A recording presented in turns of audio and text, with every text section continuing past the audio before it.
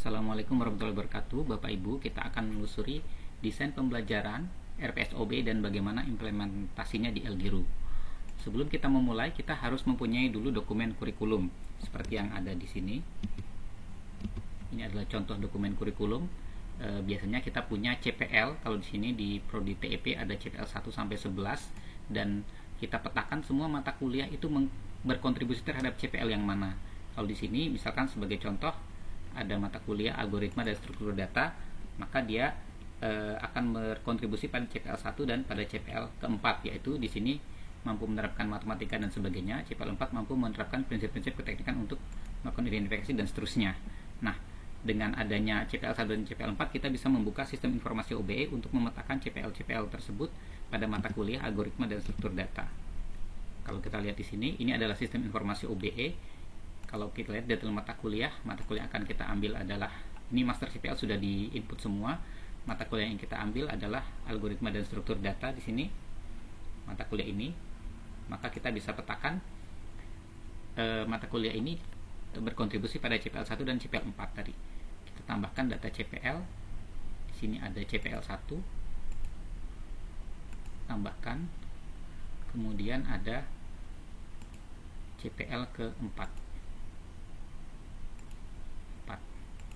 Nah, dengan demikian kita sudah menambahkan CPL pada kontribusi CPL pada mata kuliah algoritma dan struktur data.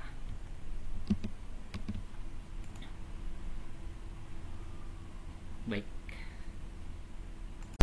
Selanjutnya kita akan memetakan capaian pembelajaran mata kuliah atau CPMK pada sistem informasi OBE.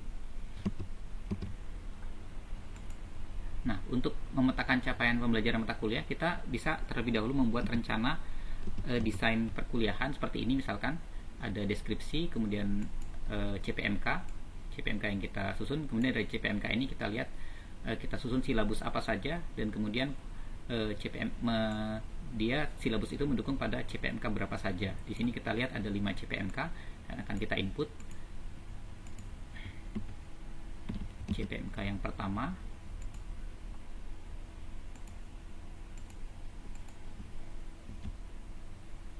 misalkan nilai kelulusan minimal 60 untuk lulus pada CPMK tersebut. Kemudian CPMK yang kedua,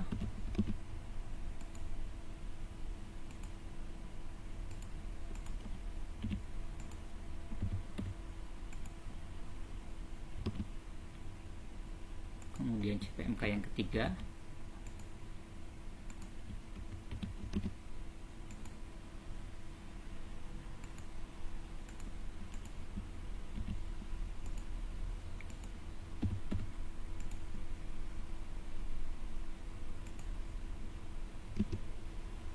kemudian CPMK yang keempat,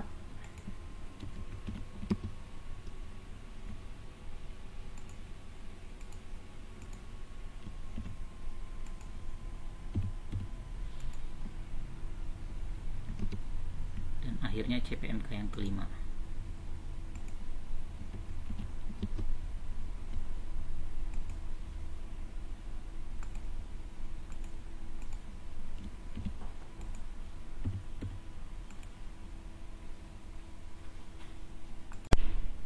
Selanjutnya kita akan memasukkan sub CPMK.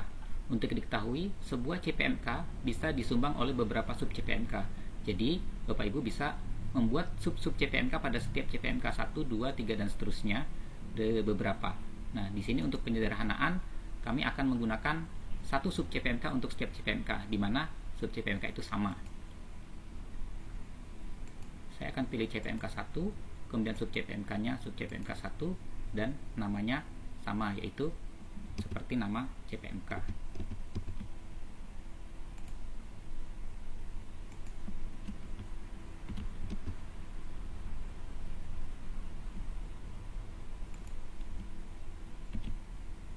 Jumlah pertemuan kita bisa lihat dari rancangan kurikulum. Untuk CPMK itu ada 2 pertemuan. 2 pertemuan, dan untuk CPL kita juga lihat pada rancangan mata kuliah, dia berkontribusi pada CPL 1.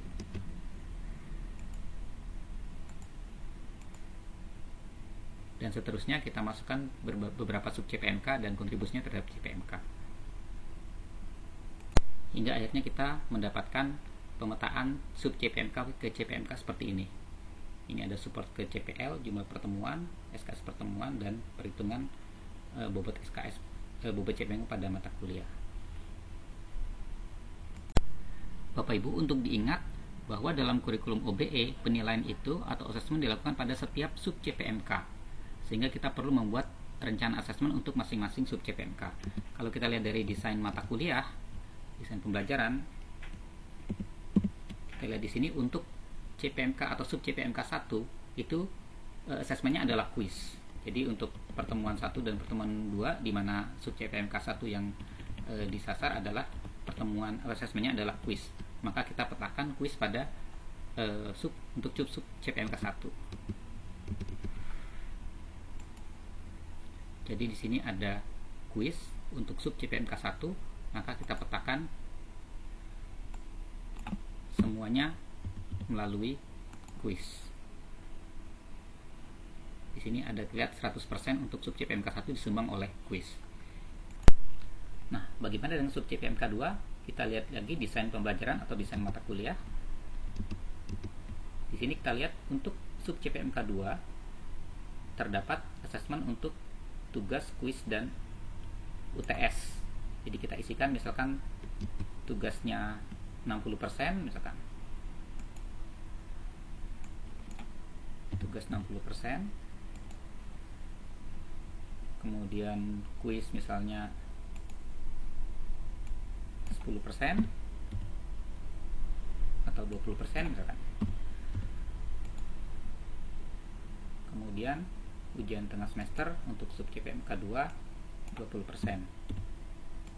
Sehingga penilaian sub CPMK 2 kita lihat disumbang oleh tugas, kuis, dan UTS yang totalnya 100%. Hingga akhirnya kita dapatkan setiap sub CPMK memiliki rencana asesmennya masing-masing. Rencana asesmen itu bisa satu jenis, yaitu kuis saja, atau bisa beberapa jenis seperti pada contoh seperti ini. Ada tugas, kuis, dan ujian. Atau juga hanya satu saja seperti di sini, hasil proyek 1. Namun total setiap asesmen terhadap setiap sub CPMK adalah 100.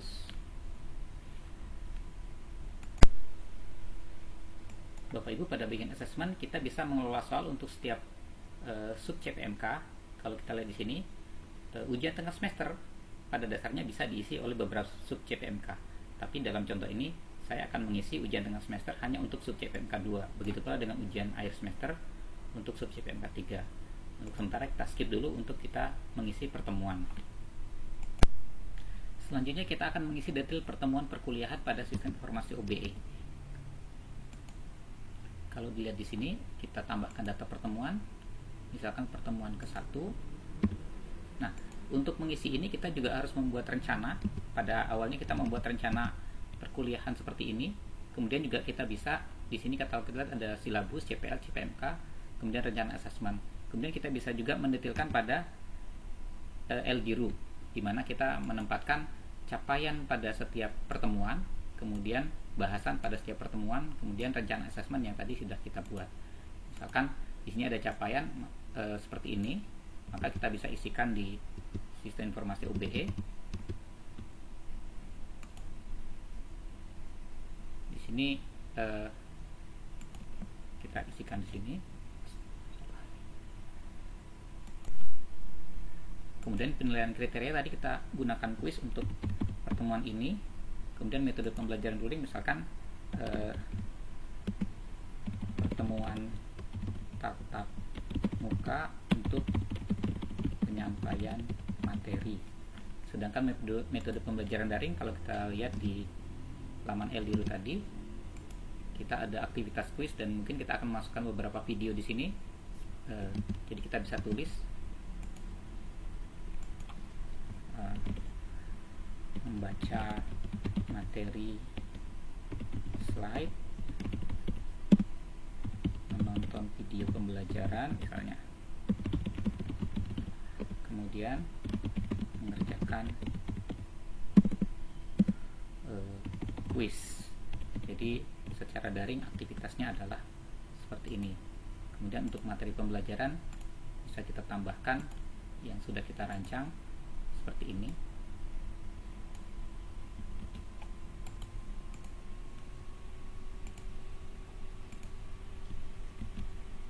Nah, kita klik tambah, kita akan dapatkan satu entry untuk pertemuan pertama, dan selanjutnya kita akan ulangi sesuai dengan rencana perkuliahan kita yang sudah kita buat di sini, dan juga kita sambil membuat rencana perkuliahan kita bisa mengisi rencana yang akan dituliskan di LDRU. Ya. Jangan lupa dalam rancangan pembelajaran kita, rancangan mata kuliah pada pertemuan 1 itu berkontribusi untuk sub CPMK 1. Maka kita bisa tambahkan di sistem informasi OBE bahwa pertemuan 1 ini, kita klik mata ini, itu untuk mengkontribusi pada sub CPMK yang pertama. Nah, setelah kita kembali, kita akan dapatkan di sini kemampuan akhir tahapan belajar atau sub CPMK adalah sub CPMK 1, dan ini kita lakukan untuk semua pertemuan yang akan kita laksanakan.